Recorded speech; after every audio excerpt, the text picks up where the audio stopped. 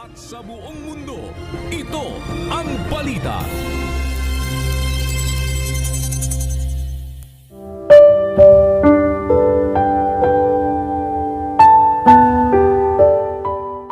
Sapagkat ako'y naniniwalang lubos na kahit ang kamatayan man, kahit ang buhay, kahit ang mga anghel, kahit ang mga pamunuan, kahit ang mga bagay na kasalukuyan, kahit ang mga bagay na darating, kahit ang mga kapangyarihan, kahit ang kataasan, kahit ang kababaan, kahit ang alinmang ibang nilalang, ay hindi makapaghihiwalay sa atin sa pag-ibig ng Diyos na nasa kay Kristo Jesus na Panginoon natin.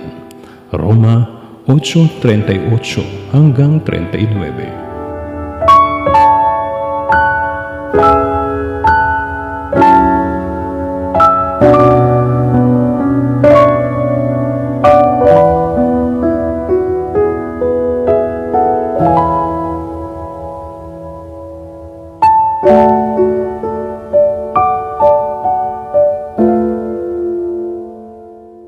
Sa ngalan ni Kuya Daniel Razon, ako si Rosa Licos. At dito sa UNTV, Diyos ang aming sandigan, serbisyo publiko ang aming pinahahalagahan.